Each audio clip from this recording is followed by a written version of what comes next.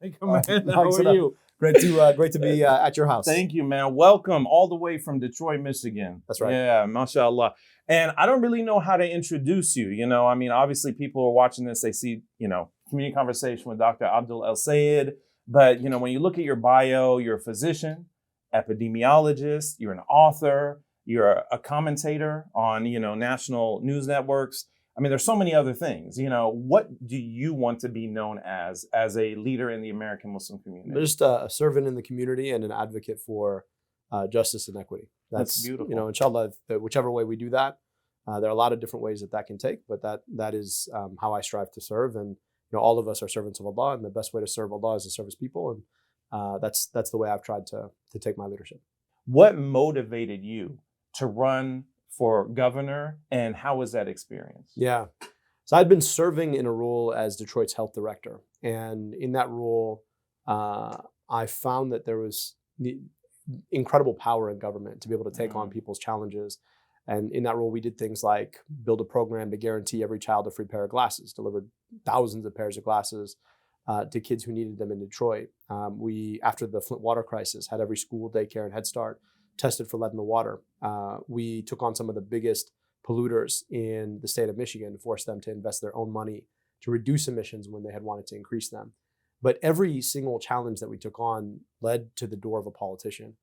And after the election of the 45th president, there was a moment where I had to step back and ask two things. Number one is, what does it mean to serve and lead in a direction that actually serves the folks that you say you want to serve, does some of the things that we wanted to do in Detroit, but at a far bigger level, and to be that politician who says, yeah, this is the right thing to do, independent of what a number of donors or power brokers say is the right thing to do.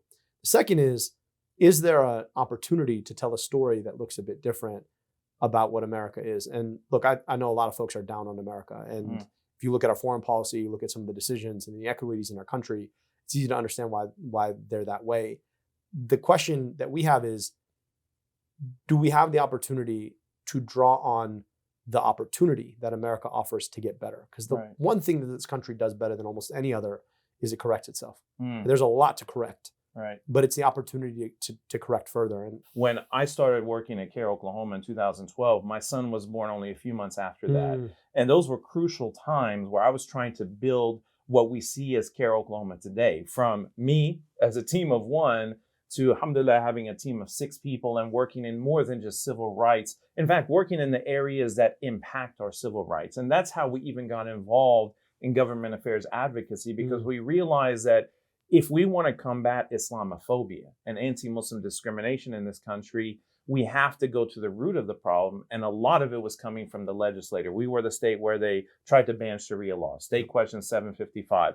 We're the state where they put the 10 Commandments monument at the Capitol, right, which was unconstitutional First Amendment violation, right? And we've seen this happen over and over again. We just became the state to approve the first publicly funded religious charter school, right? So it continues to happen.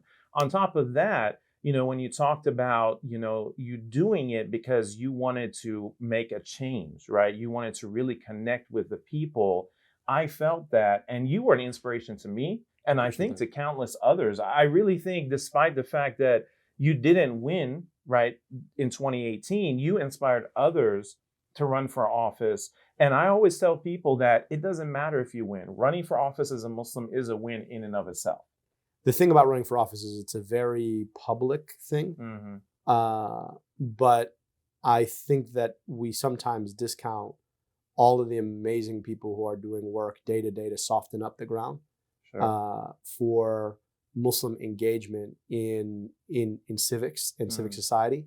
And that's exactly what you guys are doing here at CAIR, Oklahoma, which is why I'm so excited to be here today and to be a partner in that work. Last point I'll say is this: it is an anxiety-provoking time. That's sort of where you started the conversation. This question. It is an anxiety-provoking time. We are up against another election, but I do think if you look at what happened in 2022, if you're watching what's happened since, you're seeing this divorce from the most extreme fringes on the right from where the electorate is. Right. And the electorate has refuted that over and over and over again. Now, that doesn't stop extremists from continuing to do what they do. Sure. And yes, they have large megaphones and they occupy a lot of our mind space because some of the things that they're trying to push are really, truly scary. But I would caution us from interpreting them as a stand-in for where American politics are, or even where any sort of sense of the American electorate is. Right, right. And I think, from what you've said and from the work we do, the most important thing, and there's really 2 points to make here, is number one, don't give up hope, because the system was designed so that change can happen. Right. And the second point connects to that first point, that change can only happen when people get involved. And I think another issue that has resulted, especially from the last few elections, is this apathy, like the system is broken. Why, therefore, should I get involved? And so we always encourage people to get involved, make sure their voice is heard, and simultaneously, don't just look at the big fancy elections. It's local politics that really makes an impact.